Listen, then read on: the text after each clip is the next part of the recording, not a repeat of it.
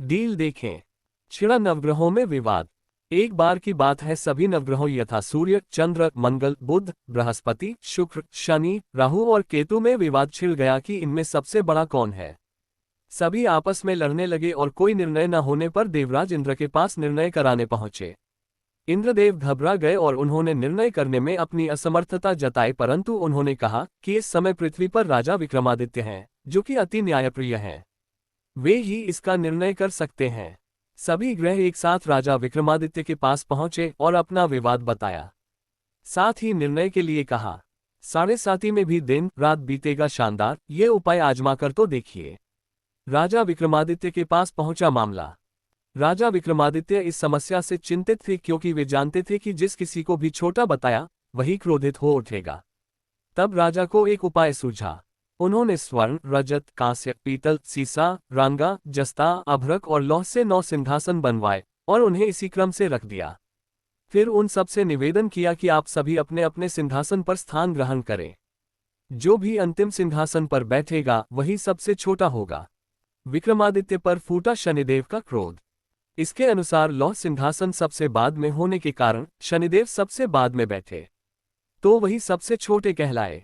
शनिदेव को लगा कि राजा ने ऐसा जानकर किया है और वह गुस्से में राजा से बोले, राजा, तू मुझे नहीं जानता। सूर्य 1 राशि में 1 महीना, चंद्रमा 2.25 महीना 2 दिन, मंगल 1.5 महीना, बृहस्पति 13 महीने व बुध और शुक्र 1 महीने विचरण करते हैं, लेकिन मैं 2.5 से 7.5 साल तक रहता हूँ।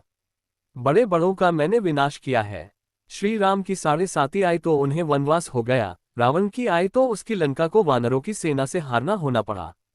अब तुम सावधान रहना। ऐसा कहकर कुपित होते हुए शनिदेव वहां से चले गए। जब आई राजा की 7.5, अन्य देवता खुशी खुशी चले गए। कुछ समय बाद राजा की 7.5 आई। तब शनिदेव घोड़ों के सौदागर बनकर वहां आए।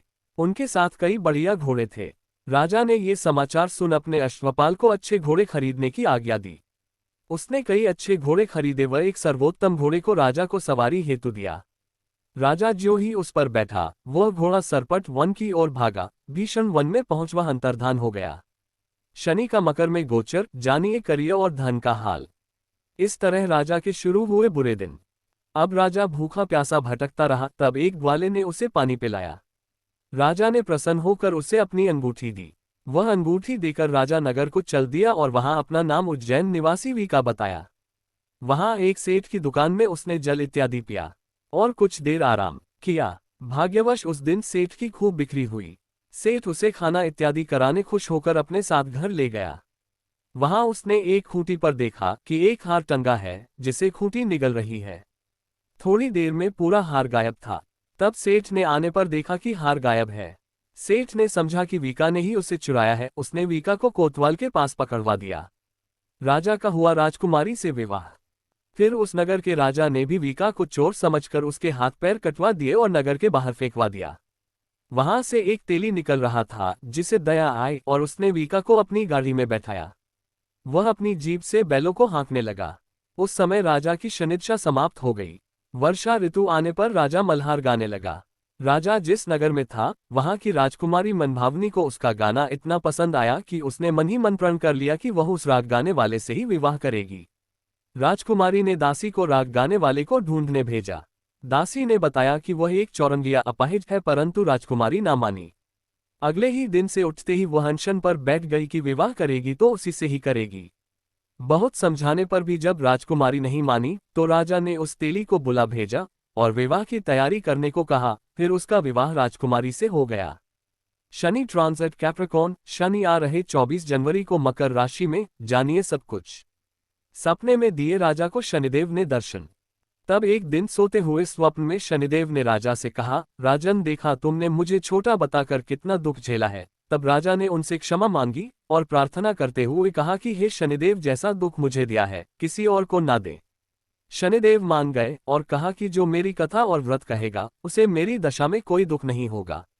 जो भी व्यक्ति रोज मेरा ध्यान करेगा और चींटियों को आटा डालेगा, उसकी सभी मनोकामनाएं पूर्ण होंगी। और शनिदेव ने राजा को हाथ पैर वापस कर दिए।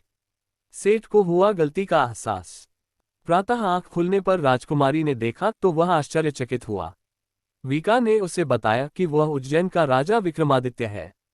सभी अत्यंत प्रसन्न हुए। सेठ ने जब सुना तो वह राजा के पैरों पर गिरकर क्षमा मांगने लगा। राजा ने कहा कि वह तो शनिदेव का क्रोध था, इसमें किसी का कोई दोष नहीं। सेठ ने फिर भी निवेदन किया कि मुझे शांति तभी मिलेगी जब आप मेरे घर चलकर भोजन करेंगे। सेठ ने अपने घर नाना प्रकार के व्यंजनों से राजा का सत्कार किया। साथ ही सबने देखा कि जो खूंटी हार निगल गई थी वही अब उसे उगल रही थी। सेठ ने अनेक मोहरे देकर राजा का धन्यवाद किया। शनिदेव ही है असली सर्वोपरि। सेठ ने राजा से अपनी कन्या श्रीकंवरी से विवाह करने का निवेदन किया। राजा ने सहर्ष स्वीकार कर लिया। कुछ समय बाद राजा अपनी दोनों रानियों मनभावनी और श्रीकंवरी को सभी उपहार सहित लेकर उज्जैन नगरी को चले। वहां राजा के राज्यवासियों ने सीमा पर खूब आदर सत्कार किया। सारे नगर में दीपमाला बनाई गई। राजा ने घोषणा की कि मैंने शनि देव को सबसे छोटा बताया था, जबकि असल में वही सर्वोपरि है। तब से सारे राज्य में शनिदेव की पूजा और कथा नियमित होने लगी। सारी प्रजा खुशी और आनंद के साथ जीवन बिताने लगी। जो भी कोई शनि देव की इस कथा को सुनता या पढ़ता है, उसके सारे दुख दूर हो जाते हैं। व्रत के दिन इस कथा को अवश्य पढ़ना चाहिए।